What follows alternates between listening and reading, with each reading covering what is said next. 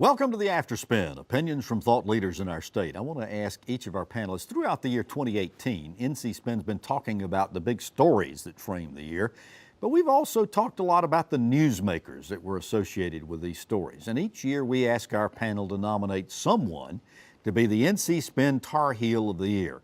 And we want to ask each of you to give us your nomination and tell us why you selected this person. John Hood, start with you.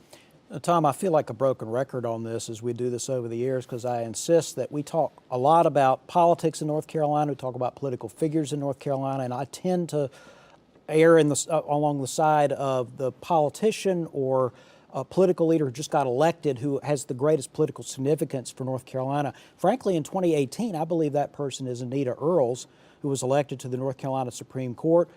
The only statewide contests we had were for appellate courts.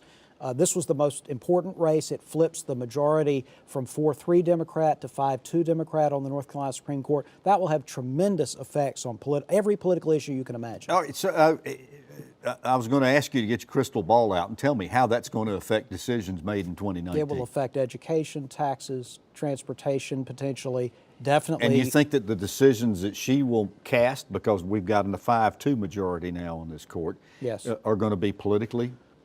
Previously, there was a 4-3, but one of the Democrats was sort of a swing vote, in my argument. Most Supreme Court decisions, by the way, are not partisan. They're mostly unanimous or near unanimous. But the ones that are controversial, the Republicans and the Democrats both of them had a shot. I think that scenario has significantly changed. Interesting. Bev Perdue, nominate the NC Spin Tarheel of the year. About this, the court thing is really, Anita ran a good campaign. It's an important happening for North Carolina for the things that I care about. Mine is not unexpected. The hurricane workers, the volunteers, the thousands and thousands of people who came to Eastern North Carolina to help pick people up after they'd lost everything. Interesting. Phil Kirk. This will surprise you, but I would say our state's teachers in the traditional public schools, the charter public schools, the private schools, and even homeschools, of which my daughter is a teacher of her children in homeschools. And so the courage that they show every day, the loyalty they show, and looking out for children, our most precious resource. So violating the rules a little bit or stretching them, I'd put an S on Tar Heels and would say our state's teachers. All right, interesting. Chris Fitzsimon. I don't disagree with any of those, and I do think Anita Earls' election might have been the most significant story, which I guess makes her that. But I do think it's worth talking about how Governor Cooper has confronted the General Assembly. I think there were a lot of people who are wondering how this relationship would work. Obviously, it's been combative, but just think about just the Elections and Ethics Board, for example. He fought every single time, went to court every single time, and ultimately prevailed. It will say how whether or not he vetoes this last one that came out, but they're going to take the Elections and Ethics Boards back to where they were when he took office, and they tried as hard as they could to change that so the Republicans could have more power, first appointing the majority, then having an unaffiliated voter be the swing vote and all kind of machinations. But we're going to go back to the way it has worked for a long time, and I think that's sort of emblematic of how he's still popular, far more popular, for example, than President Trump in North Carolina.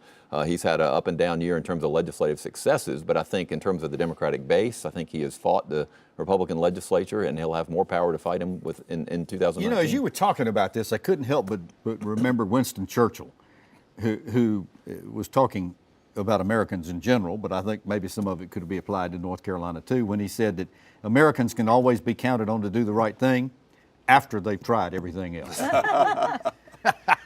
So far as it goes. All right, some of the other panelists have nominated Silent Sam. In fact, one of our panelists said, you just don't have any gumption whatsoever if you won't name Silent Sam the NC Spin Tarheel of the year.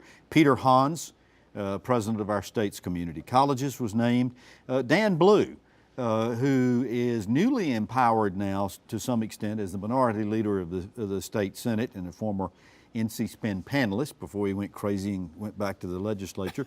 And Dale Falwell, our state treasurer, who has been oft in the news. Any particular name that we can reach consensus on here to name? I think Anita Earls is as good a name as we've come up with. I think Anita Earls is a great name, and she deserves the honor. Can you make it 4?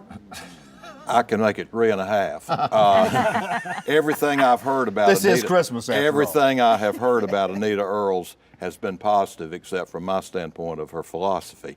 But I have to point out, and I think I'm right, and don't want to stir up stuff too much, if there hadn't been a trick and gotten a Republican, a Democrat to switch to Republican, and if you look at the final votes and assume that most of those votes would have gone Republican, she would not have been But I'm elected. obligated to point out the trick was the Republican General Assembly limiting the I agree primary, with which that. made that possible. I agree with that totally, but if two Republicans hadn't been running against her, she would not be our newsmaker of the year. I'm not actually sure that's You the don't case. know that. Because it was so close. It's likely she would have been elected anyway. Right. I am not endorsing Anita Earls, believe me. I Oh, just I think agree. she is the biggest political newsmaker of the year. Okay, in I'll North make it. Carolina. I'll make it unanimous on easy. I am endorsing the holiday spirit, however, and we will make Anita Earls our I made NC it- Spin I made it unanimous. Tar Heel of the year, and she gets the expense paid trip around the world that you guys are chipping in to pay for. Merry You wanna Christmas. change? Well, thank you for watching the After Spin. We'll have more video all during the week on ncspin.com.